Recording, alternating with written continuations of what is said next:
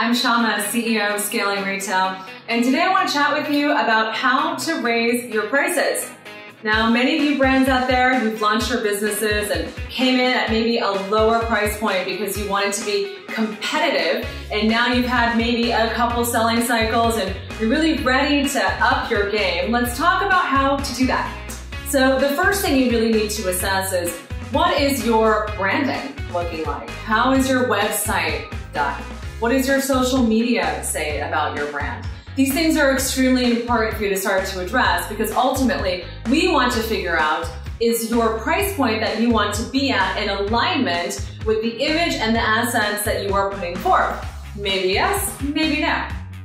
The other thing you want to think about is, when it comes to being priced competitively, is your pricing actually getting you further in the marketplace than raising or increasing those prices? So in the advanced contemporary and the luxury space, do you really want to be pushing the boundaries of that, or are you happy where you are? And really think about if it makes sense to increase your prices while potentially alienating some of your current customers.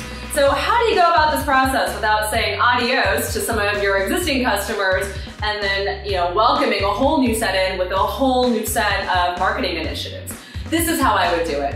First of all, I would really figure out, what are the bells and whistles and what are the things that I'm going to be selling that I need to be highlighting in order to warrant a higher price point? Am I going to be highlighting things like the technical makeup, the artisanal quality of it? What exactly are the benefits and features? And can I communicate and highlight those benefits and features to my existing customer base so that they come with me on this journey of being able to produce and create high quality products for them while getting paid the amount that that product actually needs to be paid for?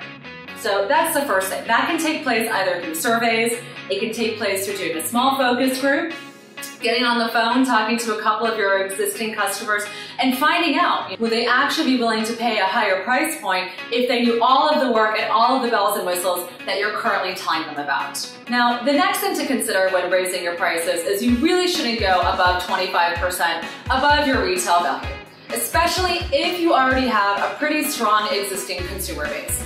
And you also want to think about, are you going to be introducing those prices because you're introducing a new collection, or you're introducing a new line? Maybe you have your more accessible line, and then you have a line that's a little bit more higher price points.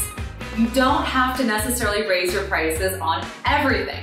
In fact, more often than not, there are probably a couple items in your collection or in your assortment that you can probably stand to raise those prices on today. You don't necessarily need to rise it on every single thing that you have in the collection.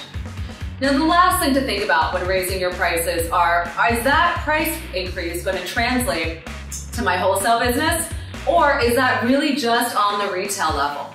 Now, for your existing retailers that you are working with, I highly suggest giving them the current wholesale price and then encouraging them actually to place larger reorders, because you are giving them the preferred wholesale price.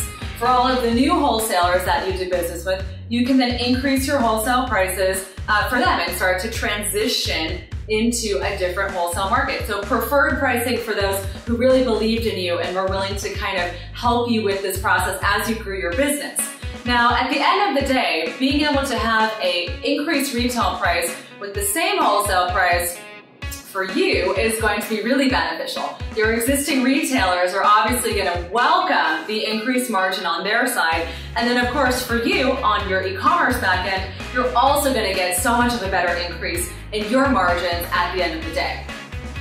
Raising your prices, it can be scary. It's tough to know exactly what to do, when to do it, and the right landscape. For those of you guys who have not priced yourselves correctly to begin with, there are ways out of it, as a couple of the examples that I mentioned.